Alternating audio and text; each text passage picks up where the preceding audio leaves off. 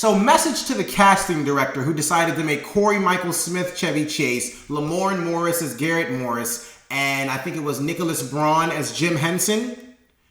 You need a fucking raise, because that was brilliant casting. On top of that, you need a raise because you literally casted all people who I think should be on everyone's radar for who is next up in Hollywood. This cast is brilliant. Their performances are even better. And ladies and gentlemen, live from New York is Saturday Night!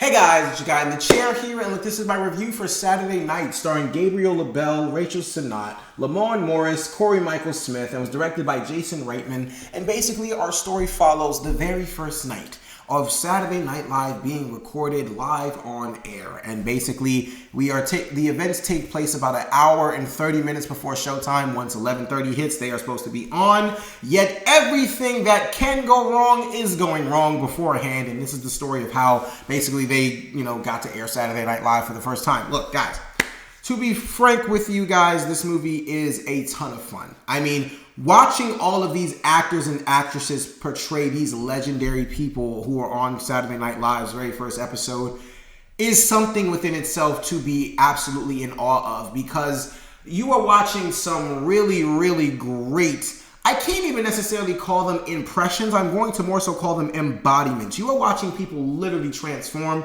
and Corey Michael Smith is the first guy I gotta shout out, because he really embodied everything about a young Chevy Chase. The only Chevy Chase I truly know is from one National Lampoon video, Christmas movie, which I think is the first one, and I've seen him on Community. So that's the only Chevy Chase I know. But this dude captured all of Chevy Chase's asshole mannerisms very well. The jokes, the demeanor, everything was to a fucking T. It was perfect. Beyond that, Lamorne Morris playing Garrett Morris was brilliant. The only Garrett Morris stuff that I really know of, I didn't even know Garrett Morris was on SNL. I only know him from Martin. But this dude, Lamorne Morris, is truly becoming a big actor. And after coming off of his Emmy win, watching him portray this legendary comedian, I was absolutely just wanting to give this guy a standing ovation and really need him to just be in a lot more movies, because he is absolutely killing it. But like I said, beyond that, you got Nicholas Braun as Jim Henson.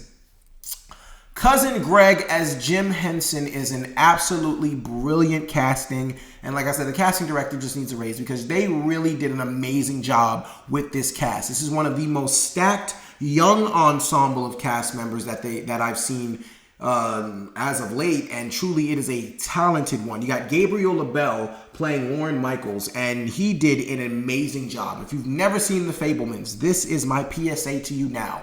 Go watch The Fabelmans, because he is a tremendous star in it. And here as Lorne Michaels, he did an amazing job at truly making you feel the weight that is on his shoulders for this thing to be successful, the stakes, the tension, and just the all-around pressure that was honestly on all of these kids to make something happen at 11:30. You really feel that through Gabriel LaBelle's performance. You really feel that. And then Rachel Sennott playing his quote-unquote ex-wife. She's a star. Rachel Sennott is just a star. Literally from the moment her character came on screen, she just completely took over. Her presence, the way she's just saying her lines, the way everything is just completely just circling around her. Everything's revolving around her at that moment in time. Once the camera pans to her, this girl is a freaking star. She is ridiculous. Beyond that, Dylan O'Brien, he played Dan Aykroyd. Everybody's praising the Dan Aykroyd performance. I'm not the biggest Dan Aykroyd guy. I'm more of a Bill Murray guy myself, so I can't necessarily tell you how well he did, because I don't really know Dan Aykroyd's comedic chops and mannerisms that well. Like, I've seen Ghostbusters, but truly, if you ask me, I know Ernie Hudson, Bill Murray, and whoever played the other guy with the glasses more than, well, I know, right? I don't even know his name, but at the moment, but I know those guys more than I do Dan Aykroyd. I think the only Dan Aykroyd movie I've seen is Ghostbusters, but it's a damn good one to see him in. Dylan O'Brien did a very good job, though. I loved his character, and there's another guy who played. can't think of his name. It was, oh man, Matt Wood as John Belushi. Wow. Matt Wood as John Belushi was tremendous. Then you got Cooper Hoffman as Dick Ebersol. These kids are absolutely... The performances in this movie is truly what, for me, is doing most of the heavy lifting and carrying this amazing script. Because it is written very well. This is a thoroughly great written movie. Thing about it is just a lot of the comedic aspects, I'll say, was the only thing that was very hit or miss for me personally. Just because this isn't necessarily my era of comedy. What I mean by that is, like, I'm not like the biggest Chevy Chase guy. The only Chevy Chase material I truly know is the one Lampoon's Christmas movie and Community. And I more so know him from Community than I do anything else. So I'm more so used to that. And like I said, I'm not the biggest Dan Aykroyd guy. John Belushi was actually really funny. I just didn't know much about him. Garrett Morris, the only thing I know about him is Martin. So I was being really introduced to a lot of these people in their before they became like who they were. And honestly, that's another thing. There's so much that happens in this hour and 30 minutes that really can, honestly, I would say, develop a lot of these characters in ways you don't expect. But before I get too far into that, so the only thing I did not like about this movie was the fact that just a lot of the comedy was hit or miss. Because like I said, this just isn't my era of comedy per se. Like, it's just like some of the jokes were really funny, but then some of them were just trying to be like really I understood them. There were some jokes where I'm like, okay, that's really clever. It's like wordplay or it's really witty banter, but it's like it wasn't enough to make me laugh. But it's like, oh, okay, I get it. I get the joke. But some of them were hit or miss for me. So that's what I didn't necessarily like about the movie. But as far as like the character development goes, there are like quite a few monologues in this movie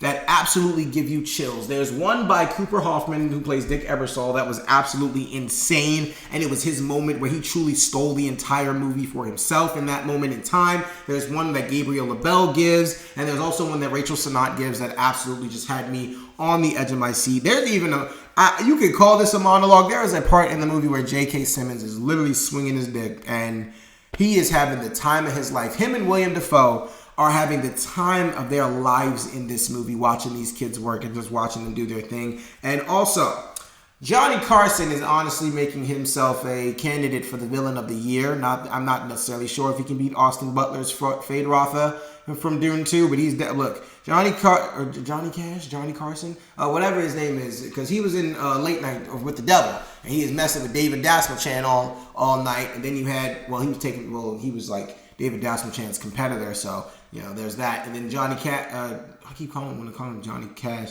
Johnny Carson is in this movie here, and he's messing with Gabriel LaBelle's Lorne Michaels as well.